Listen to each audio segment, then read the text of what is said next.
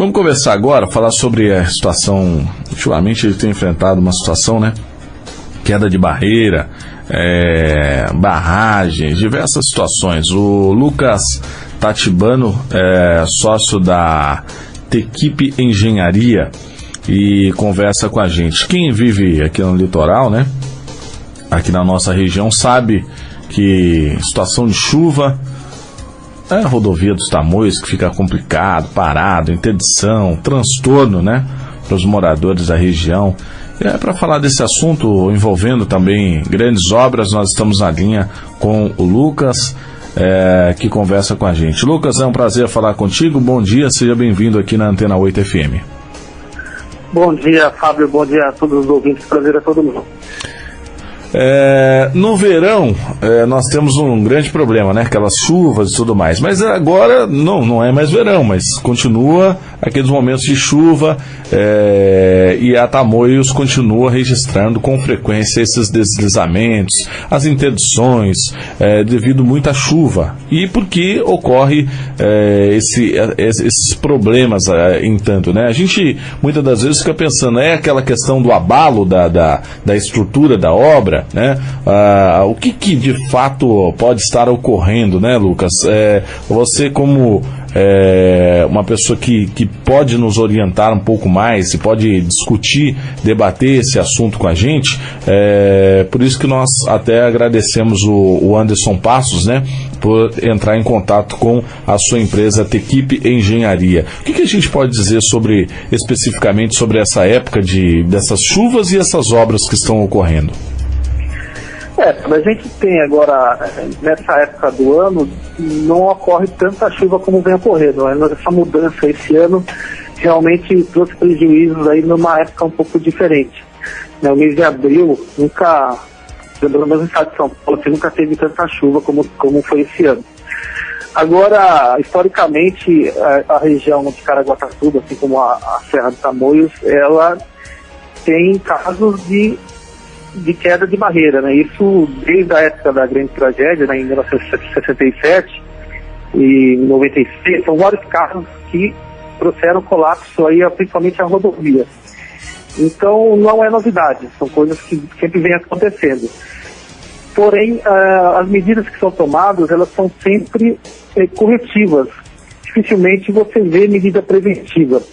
Como medida preventiva, talvez, o que ocorreu na época da concessão da Serra de Tamoios, foi que no contrato a Dersa obrigou a concessionária a reformar algumas curvas. Então, quando a gente está passando pela serra, a gente vê que algumas curvas elas tiveram um traçado um pouco melhorado e foram feitos taludes. Taludes são aqueles degraus na encosta da rodovia que permite uma melhor consolidação do solo. Então, quando você tem esses taludes construídos, dificilmente eles colapsam. Então essa foi uma medida preventiva feita pela concessionária. Entendi. Agora, nos demais, são sempre corretivas, ou seja, a barreira vem abaixo, a estrada é interditada, interfere no dia a dia de todos os moradores, tanto da parte alta como da parte baixa, até porque demora alguns dias para você remover toda a terra e voltar ao fluxo normal de trânsito. Uhum. A concessionária, o que ela tem feito para isso? Tem um sistema meteorológico, um monitoramento em alguns pontos da serra, e ela consegue medir a quantidade de chuva, e a partir de uma certa quantidade de chuva ela já sabe que existe um risco de colapso. A partir desses dados ela bloqueia a pista, e é fato, isso é muito importante porque vai evitar um acidente que pode levar vidas. Uhum. De repente a barreira poderia cair sobre um carro, isso não vai acontecer porque a pista está interditada. Mas isso é uma medida sempre corretiva, né, e não preventiva. Em nenhum momento a gente vê uma ação da concessionária ou do governo protegendo certas barreiras que eminentemente estão com risco de queda. O que acontece com relação à obra em si? A obra que a gente vê a olho nu quando a gente está passando pela Tamoios, a construção daqueles grandes pilares e aquelas contenções que estão sendo feitas de concreto, isso não interfere diretamente na posição da montanha. O que eu posso pensar nesse sentido, um fator que pode estar influenciando nas quedas de barreiras, é a construção do túnel. O túnel a gente não consegue ver a construção dele, está sendo embaixo da terra. E esse túnel, para ser construído, ele envolve explosões. E essas explosões, elas são controladas e são no interior do maciço da montanha, por isso que a gente não ouve essas explosões. Mas ela tem um efeito forte na montanha como um todo. Por mais que seja um abalo sísmico muito pequeno, uma barreira que já está perto do colapso, ela vai ficar muito frágil. Então qualquer ocorrência de chuva um pouquinho acima do volume normal, ela vai trazer esse prejuízo, essa queda dessa barreira. Porque uma estrutura nunca rompe por um único motivo. Qualquer estrutura, pensando numa casa, por exemplo, ela pode ser construída de forma errada. Mas só isso não vai trazer a queda dela. Ela vai ter que ter uma chuva, um vento forte, ou um mau uso, e aí a soma desses dois motivos faz com que ela caia. A barreira da mesma forma. Então, se você tem a barreira já está frágil, é a chuva somada à fragilidade vai fazer essa queda. Então, a obra em si, que é a obra do túnel, com as explosões, aos poucos vai fazendo essa montanha mais frágil, e a chuva somada a essas explosões e somada também ao fato da concessionária não fazer obras de prevenção, vem trazendo esse prejuízo para toda a população de Caraguatatuba e do Planalto. Correto. Agora, é claro, isso tem afetado a principal via, né? Você vai pegar a Oswaldo Cruz, é péssimo. Você vai pegar a Mogi Bertioga, não tem, né? Eles dão até, parece que pra gente aqui que conhece isso, fala, pô, pelo amor de Deus, né? Não tem noção, cara, quando a Tamoios interdita, e eles falam, alternativa Oswaldo Cruz ou a Mogi Bertioga. É loucura, né? Agora, com essas quedas de barreira, deslizamento, né? Isso não tinha uma situação no projeto? Será que não teria uma previsão já no projeto disso, que poderia haver essa situação? Será que houve pode ter ocorrido alguma falha de projeto, né? Que tipo de obra poderia ser feita para impedir com que esses transtornos viessem a ocorrer? Sim, quando comparamos a rodovia dos Tamoios com a Oswaldo Cruz, a Mogi Bertioga, como você citou, na Mogi Bertioga, por exemplo, não existe tanta queda de barreira como tem na Tamoios, assim como a Oswaldo Cruz. Então, até por isso que essa relação, a população faz essa relação da obra com essas quedas de barreira. E até como eu citei agora na resposta anterior, isso realmente faz sentido. Com relação ao projeto em si, a Tamoios ela foi projetada na época de 1930 e 40, construída em 1960 aproximadamente, que ela foi inaugurada. Nessa época ainda a engenharia não era tão avançada, então a gente talvez como erro de projeto não seja exatamente o ponto. E depois ela foi reformada em 1970, aí depois da catástrofe que teve, né, em Caraguatatuba.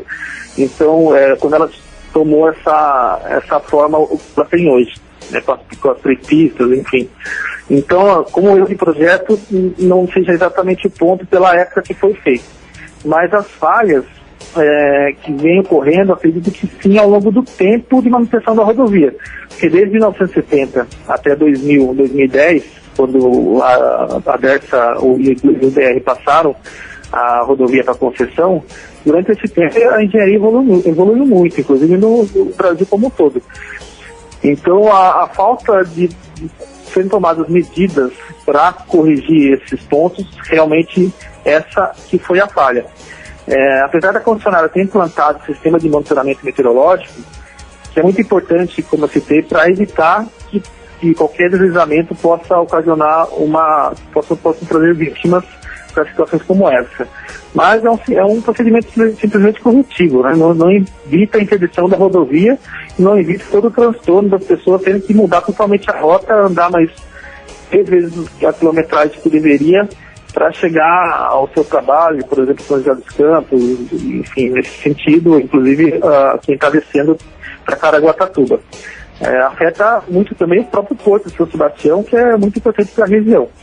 Atualmente existem tecnologias avançadas no mercado que, ao invés de você simplesmente corrigir, eles vão fazer prevenção. Então, quais tecnologias talvez eu citaria? Isso até mais recente, né? Vamos colocar que durante esse tempo não foram feitas certas obras que poderiam ter sido feitas quando a engenharia foi evoluindo, mas hoje, o que eu citaria para a concessionária, inclusive, que tem o poder aí, tem poder financeiro, inclusive, de fazer esse tipo de trazer esse tipo de tecnologia para evitar queda de barreiras. Então, temos algumas startups nacionais que já trabalham com sensores que combinam leituras de drones, informações de satélites, e isso, você consegue fazer uma leitura magnética da montanha até 10, 20 metros de profundidade, sem precisar fazer qualquer tipo de escavação, que até então a gente tinha a sondagem, que você tem que perfurar e tirar amostras para saber o resultado do que tem lá dentro. Hoje não. Hoje esse tipo de tecnologia faz a leitura da montanha, identifica os pontos mais críticos, ou seja, aquele ponto que está em vermelho é ali que vai romper. Na hora que chover um pouco mais forte, aquele ponto é o crítico. Bom, ao saber disso, por que não fazer algumas obras? Possivelmente acreditaria uma pista para fazer esse tipo de obra, mas a gente está falando de uma pista. O Pare-Siga já tem hoje, né? O problema é quando você tem o Pare, e não existe o Siga. Então, esse tipo de leitura, você conhecer os pontos críticos e já atacar antes de ele romper, é o ideal. Então, essa que é a falha realmente. O projeto não exatamente, mas a falta desse tipo de investimento, acompanhando a tecnologia nacional da engenharia, que está ocasionando essas situações. Uhum, correto. Lucas, agora, nós tivemos aí um período aqui em Caraguá que foi, inclusive houve a cidade foi atingida por uma forte alta da maré. Causou muita destruição, na verdade, né, na região, seja nas vias ou até mesmo em residências, até pessoas que moravam em encostas, até próximo de rio, né, com a alta da maré. Esse problema decorre de uma questão até que é natural, né, mas pode ter também outras complicações, não é verdade? A ocupação irregular do solo, pessoas que invadiram a área de marinha, tudo isso são fatores determinantes para que ocorram essas situações todas, esses agravantes, né? A ocupação irregular realmente é um problema muito grave no Brasil, né? Não somente aí na região litorânea, como em qualquer outra região, como em São Paulo, capital, interior, enfim. Então isso traz prejuízos muito grandes para a população, porque essas pessoas vivem dia a dia no alto risco. Recentemente em São Paulo nós tivemos chuvas fortes também que trouxeram abaixo alguns morros que foram vítimas. E Caraguatatuba não é diferente, né? A gente tem pessoas que estão no dia a dia do risco, não somente de uma maré mais alta levar o nível do rio, subir o nível do rio e assim causar enchentes, como também a queda de costa, onde essas pessoas estão em casas sem a fundação correta, em locais onde o solo não está preparado para isso, automaticamente ela vai ter problemas quando qualquer intempéries, aí chuvas, vento e em situações relativas como essa, a gente vai ter problemas. Uhum. O que a gente tem visto nos últimos anos, principalmente na região litorânea norte aí do estado, é um avanço do mar. Pouco a pouco ele vai subindo o nível, mas principalmente a gente está vendo ele atacar, vamos dizer exatamente essa palavra, como a gente viu na Saguaçu, com alguns estados que tiveram 2 anos atrás, no DEC, e agora na Praia da Cocanha, que o mar avançou de uma forma abrupta, talvez nunca antes vista. Então, esse tipo de ocasião, ela vem ocorrendo, e alguns estudos que eu tive acesso, eles não conseguiram ainda chegar no consenso do real motivo desse avanço do mar. Uhum. O que intriga é que essa região do litoral norte de São Paulo, ele não tem um agente degradador muito atuante, vamos dizer assim, que seja um rio de grande porte. A gente tem alguns pequenos rios, né, o Santo Antônio, que tem baixa quantidade de água, não tem um rio muito grande, como por exemplo o Iguape, que tem a Verdadeira do Iguape, volume grande de água que poderia trazer um prejuízo maior pelo volume. Então esse tipo de situação intriga porque a litoral norte não tem.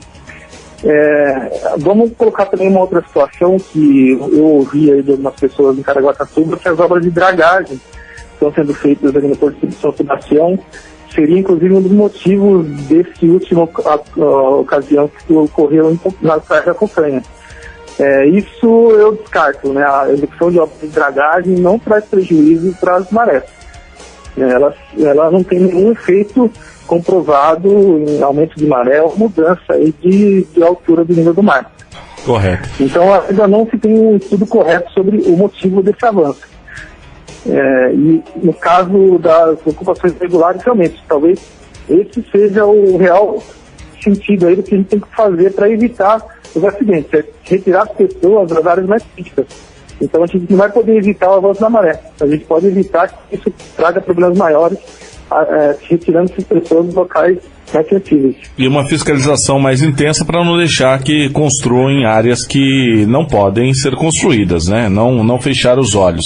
Recentemente nós assistimos às tragédias lá de Mariana, Brumadinho, em Minas Gerais, com o rompimento das barragens, né? O montante é um número de perdas humanas e materiais gigantesco, né? Como que funciona esse tipo de barragem, no caso lá de Mariana e Brumadinho? Esse tipo de barragem, desse caso aqui de Brumadinho recentemente, né, inclusive de Mariana, são similares, elas são barragens de rejeito. Esse rejeito ele é gerado pela operação do beneficiamento do minério. Então o minério ele é retirado cru da mina e ele passa por um sistema de lavagem para que se tire somente o ferro e você retire o restante dessa pedra que não serve para nada. Então, esse restante é o rejeito, né? Ele foi lavado, então ele é misturado com água e por isso ele é bombeado para essas piscinas, podemos dizer assim, que é a barragem de rejeito, né?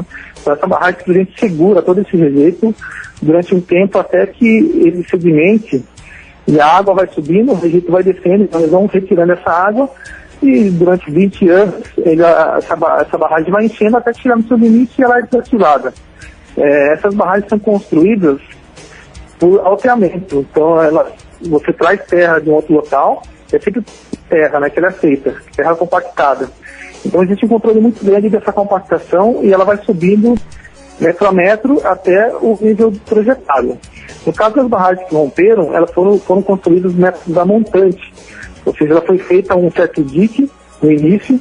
Conforme a operação da mineradora foi avançando ao longo dos anos, essa barragem chegou no limite e eles precisaram aumentar o nível.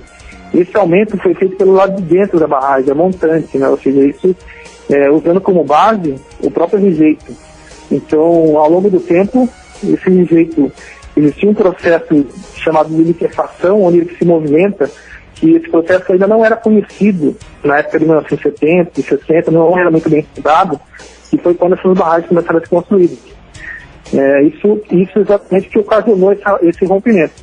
Então, a gente tem que avaliar se a barragem construída a jusante, ou seja, outro método mais resistente, ela não traz tanto risco, e sim as barragens da montante.